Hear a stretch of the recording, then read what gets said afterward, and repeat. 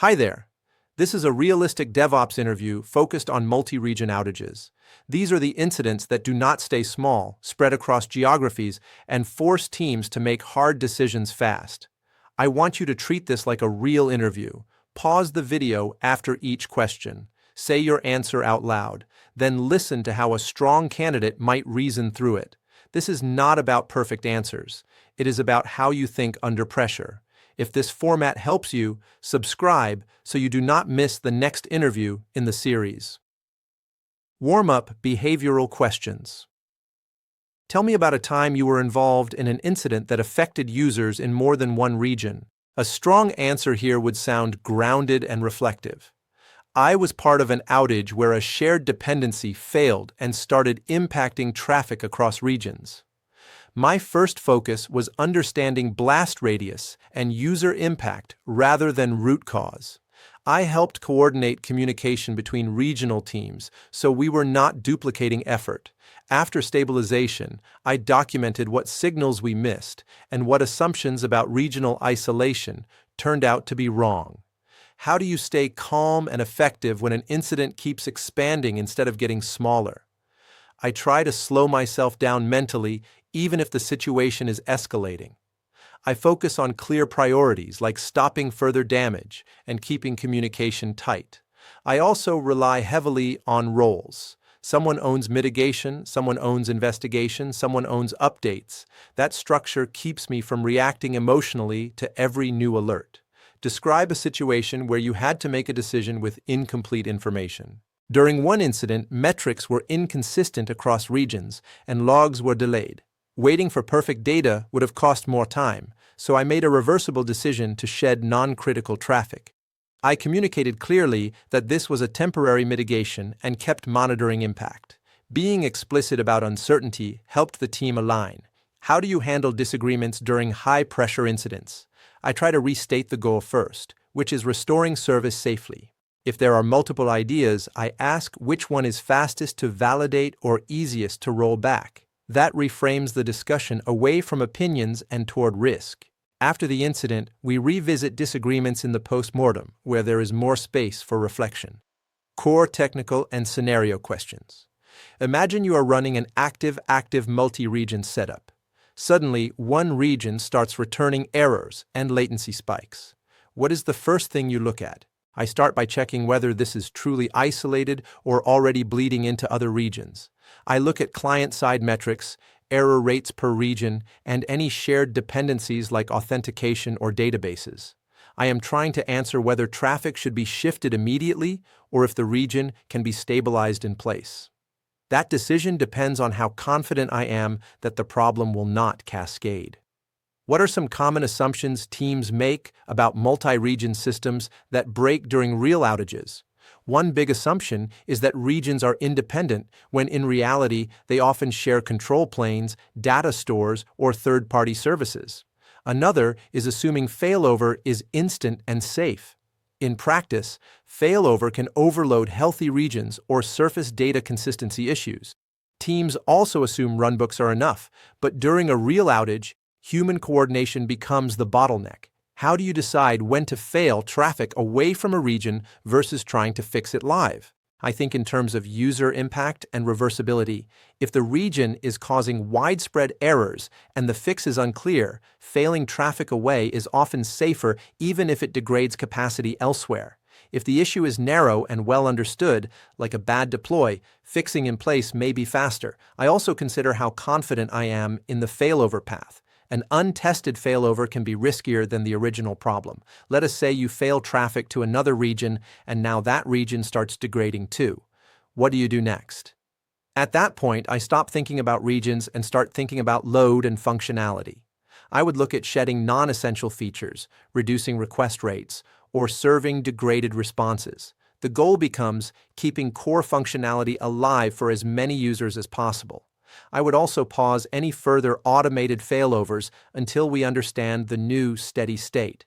How do you monitor whether a multi-region architecture is actually giving you resilience? I look for evidence in practice, not diagrams. That means game days, regional isolation tests, and reviewing past incidents to see if regions truly behaved independently. I also monitor cross-region dependencies explicitly so we are not surprised by hidden coupling.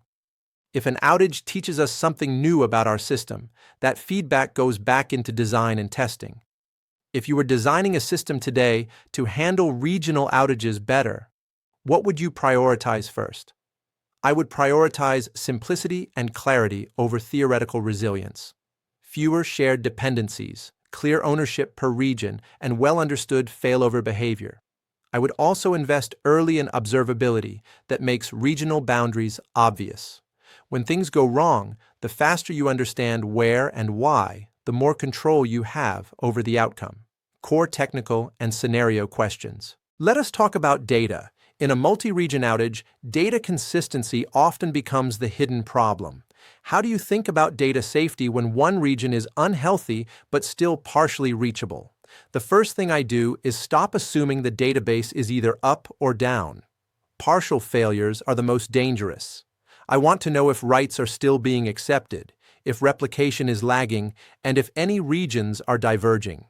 If there is uncertainty, I bias toward protecting data over availability. That might mean freezing writes in one region or routing all writes to a single primary region temporarily.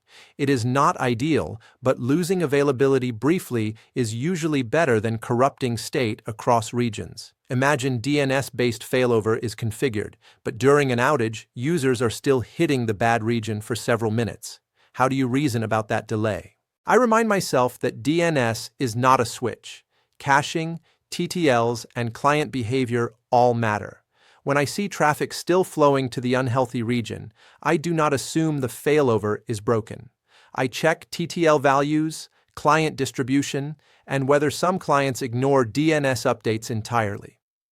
In parallel, I look for secondary controls like load balancer level blocks or application-side rejection, so we are not relying on DNS alone to protect users. Now, assume your system uses an active-passive setup with a warm standby region.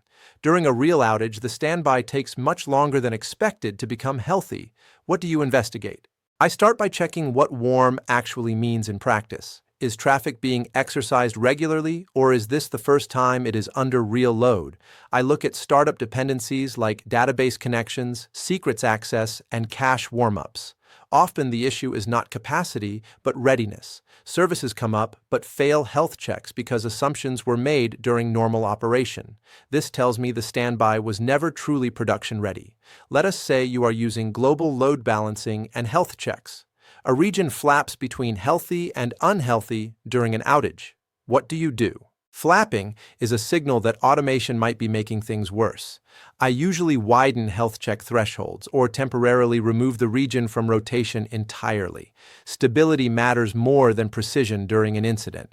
I would rather have one fewer region serving clean traffic than keep oscillating and confusing clients. After things calm down, we can analyze why the health checks were too sensitive or misaligned with user experience. How do you reason about cost versus resilience when designing multi-region systems, especially after an outage? I try to anchor the conversation in real incidents. I ask what actually failed and what would have helped. Sometimes the answer is more regions. Other times it is better isolation or simpler failover paths. Running everything active everywhere is expensive and complex. If outages are caused by shared control planes or human error, more regions may not help. I prefer targeted resilience investments tied directly to known failure modes. During a multi-region incident, teams often struggle with visibility. Metrics look fine in one place and terrible in another. How do you build a mental model quickly? I align signals by user journey rather than infrastructure layers. I ask where users enter, what dependencies they touch, and where responses fail. I correlate logs, metrics, and traces across regions using a single request path if possible. My goal is not full understanding, but enough clarity to act. I accept that my model will be incomplete and adjust it as new data comes in. If you could add one capability to improve how teams handle multi-region outages, what would it be? I would add better regional isolation testing in normal times, not just chaos experiments, but realistic drills where traffic is shifted, dependencies are degraded, and teams practice coordination. Most failures during real outages come from surprises. The more surprises we eliminate ahead of time, the less cognitive load teams face when everything is on fire. Pressure and judgment. Questions. Let us step into a harder situation. You are 30 minutes into a multi-region outage. One region is fully down. Another is degraded but still serving some traffic. Leadership is asking whether to fail everything over to a single region, even though capacity might be tight.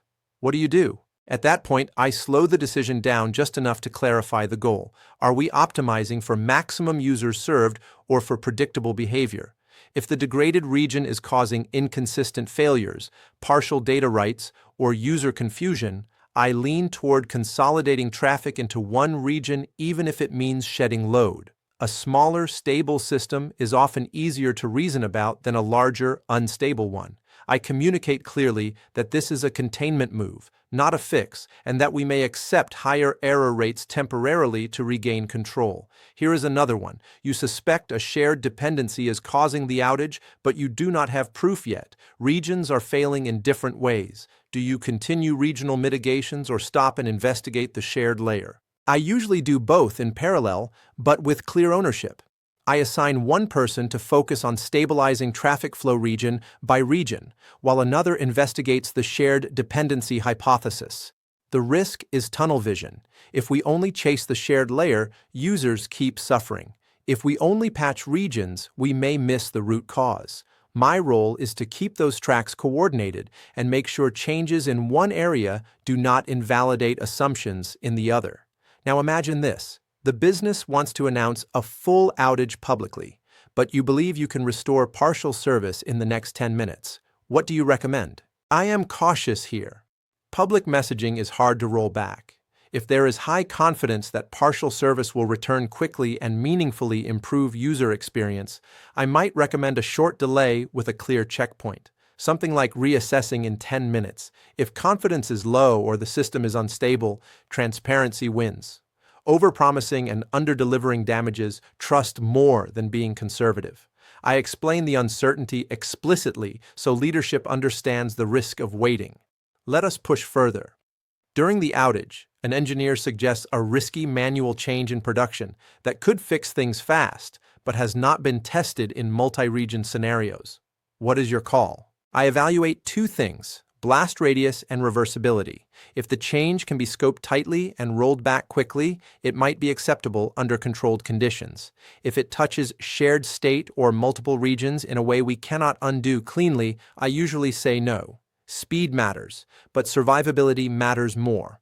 I would rather take a slower path that we understand than gamble the entire system on an untested fix. Last one.